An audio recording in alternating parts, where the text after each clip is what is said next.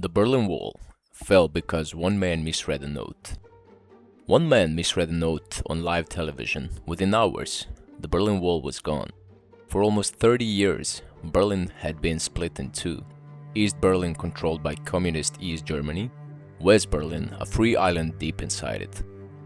A concrete wall ran right through the middle of the city, guarded, mined, and shot at anyone who tried to cross. By 1989, East Germany was falling apart. Thousands of its citizens were escaping to the west through neighboring countries, and huge protests were breaking out in East German cities every week. The government was desperate to calm things down, so they drafted a new law. East Germans would finally be allowed to apply for permission to travel abroad. Here's the part that changed everything. The new travel rules weren't supposed to start immediately.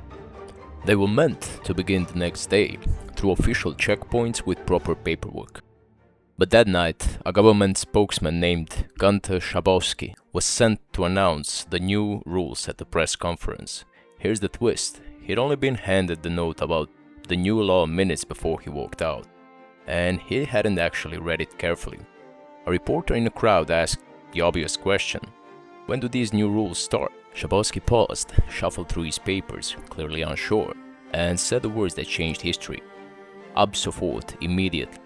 He had no idea what wasn't true. Nobody had told the border guards. Nobody had told the checkpoints. As far as the people actually running the wall knew, nothing had changed that night at all. But it didn't matter. Within minutes, the news was everywhere. West German television, watched by millions in East too, reported that East Germans could now cross the border freely. Right now, tonight. Thousands of East Berliners didn't wait to double-check. They grabbed their coats and walked straight toward the checkpoints. Here's the moment that decided everything. The border guards at the wall had received zero instructions about any of this. They had no idea what was happening, no orders, and a rapidly growing crowd of thousands of people demanding to be let through, based on something a government official had said on live TV an hour earlier. The guards tried calling their superiors. Nobody would give a clear answer, because officially nothing had changed. Eventually, massively outnumbered and with no real orders to stop it, the guards at one checkpoint simply gave up and opened the gate. Once one checkpoint opened, it was over. Word spread instantly. Crowds surged toward every checkpoint along the wall. Guards at each one faced the same impossible choice, and one by one, they all opened up. People didn't just walk through. They climbed on top of the wall itself, dancing, hugging strangers from the other side, some grabbing hammers and chisels and starting to chip the wall apart with their bare hands. Right there, that same night, a wall that had divided the city for 28 years, guarded by armed soldiers understanding orders to shoot people trying to cross it, came down without a single shot being fired. All because one tired man gave the wrong answer at a press conference. In the following days, official demolition crews arrived to tear down what the crowd hadn't already destroyed. Within a year, East and West Germany were formally one country again.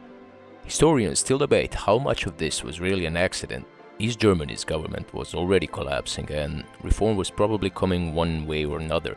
But the exact timing, the fact that it happened that specific night with no violence and no organized plan, came down to one confused sentence from a man holding a note he hadn't finished reading.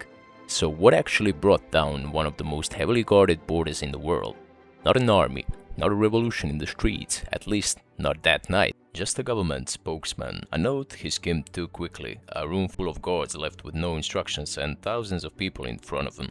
And that's how one misread sentence on live television tore down a wall that soldiers, tanks, and 30 years of Cold War tension couldn't move an inch.